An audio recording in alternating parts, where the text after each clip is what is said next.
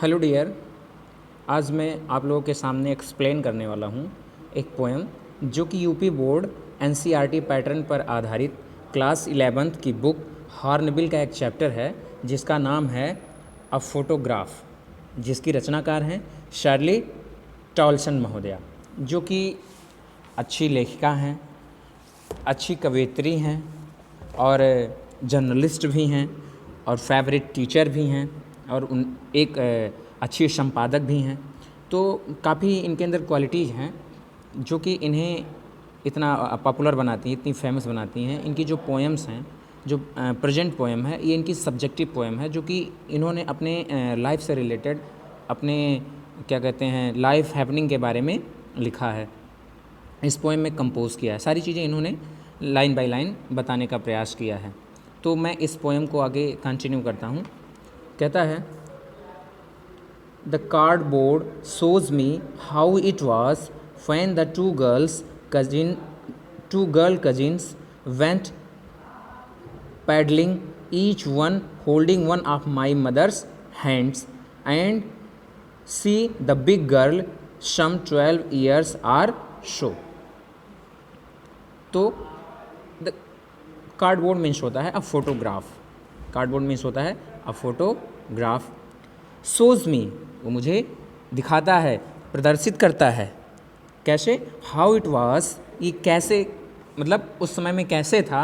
When the two girls cousin, जब दो चचेरी बहनें, bent paddling, each one holding one of my mother's hand, जो दोनों लड़कियां मेरे मम्मी की एक दायां हाथ और एक बायां हाथ पकड़ के पानी के अंदर छपछपा रही थी, अर्थात चल रही थी। इट मीन्स कि चाइल्डहुड टाइम में ये लोग अपना हॉलीडे यानी वेकेशन को एंजॉय करने के लिए बीच पे गई हुई थी, समुद्री बीच पर। तो वहाँ की कहानी इन्होंने इस पोएम के माध्यम से डिपिक्ट किया है। तो ये कहती हैं कि उस समय इस पिक्चर से सारी चीज़ें पता चलती हैं कि जब दो चचेरी बहनें मेरी माँ की एक एक बाँह पकड़े हुए, एक राइट और एक लेफ्ट, पानी में छपछपाती हुई क्या कर रही थी, एंजॉय कर रही थी, गा रही थी। And she the big girls means my mother, some 12 years or so, अर्थात कि जो मेरी माता जी थी वो क्या थी, बिग गर्ल थी और नियर अबाउट 12 या फिर उससे एक आध साल ज़्यादा की उम्र की थी। All three stood still to smile through their hair, वे सभी अपने बाल के बीच से, अर्थात उनके चेहरे पर उनका बाल पूरा आया हुआ था और वो क्या कर रही थी, मुस्कुरा रही थी। At the uncle with the camera, अर्थात किसके सामने, अंकल के सामने, जो कि कैमरे से उनकी तस्वीर निकाल रहे थे।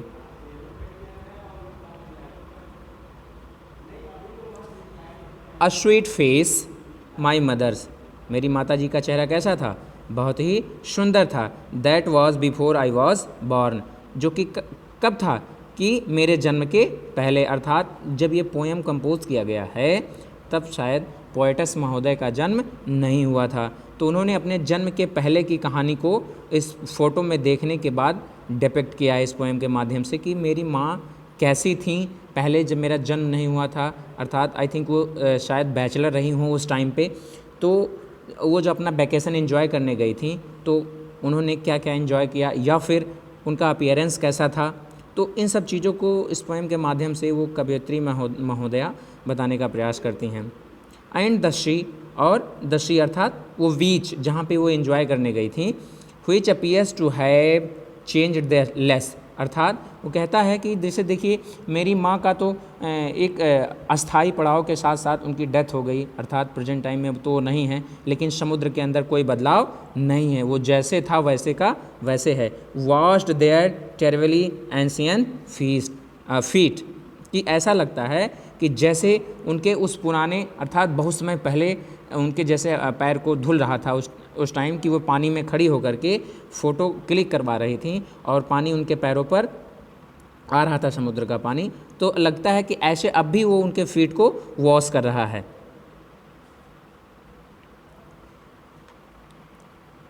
ट्रांसिएंट मीन्स होता है अल्पकालिक।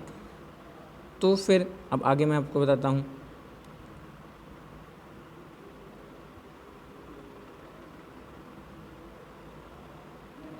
सम 20, कुछ 20 और 30 ईयर्स लेटर, कुछ 20 से 30 साल बाद, she had laugh at snapshot, वो क्या करती है, उस फोटो में जो स्नैपशॉट में भी वो क्या हो गया, पोर्ट्रेट अर्थात फ़ोटो, उस फोटो को देखकर वो हंसती है। कौन, सी बेटी एंड डॉली, बेटी और डॉली को देखो।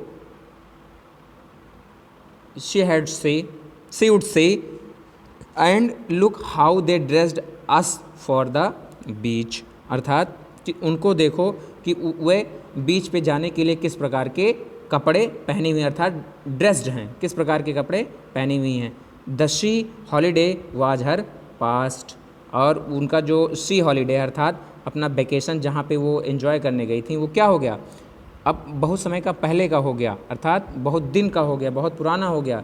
माइन इज़ हर लाफ्टर, और माइन इज़ हर लाफ्टर, और वह जो क्या कहते हैं, जो उनका एन्जॉयमेंट है उस फोटो के माध्यम से जो हमें दिख रहा है, वो मेरे लिए हंसी का पात्र है, अर्थात केवल हंसी ही रह गया है। बोथ रे with the levered is of loss, तो रे मीन्स होता है टेढ़ा मेढ़ा, अर्थात बोथ रे कि इन चीज़ों को देख करके जो क्षति है, जो लॉस है, उन चीज़ों को देख करके हम केवल अपनी सांत्वना, अपने हृदय को सांत्वना देने के लिए सामान्य दिखने का प्रयास करते हैं, अर्थात कि जो भी हुआ सो हुआ, फिलहाल प्रेजेंट में अपने आप को वो ढाढ़स बधाती है कि मतलब जैसा भी रहा ठीक रहा। Now she is been dead nearly as many years as that girl lived, तो कहती है now she had been dead nearly, अर्थात अब उनकी मृत्यु हो चुकी है माई मदर की, as many years that girl lived, कितने समय पहले, कि जितने समय तक वो जी थी, जैसे मान लीजिए वो 50 साल जी, तो 50 साल उनको उनकी डेथ का हो गया था, उनको मरे हुए हो गया। एंड ऑफ दिस सर्कमस्टांसेस, और इस परिस्थितियों से देयर इज़ नथिंग टू से एट ऑल, इन परिस्थितियों के बारे में अब कुछ कहने के लिए नहीं है। इट्स साइलेंसेज, और इसकी जो चुप्पी है, अर्थात जो इसका शांतपन है, जो शांति है इस क्या कहते हैं, इस पोर्ट्रेट में, वो हमें क्या कराती है, चुप करा देती है, अर्थात कुछ आगे कहने पे मजबूर नहीं होने देती है। तो इस प्रकार से ये हमारा पोएम रहा, इसको मैंने आपके सामने एक्सप्लेन कर दिया। अगर ये समझ में आया होगा तो आप कमेंट करके ज़रूर बताइएगा। Thank you.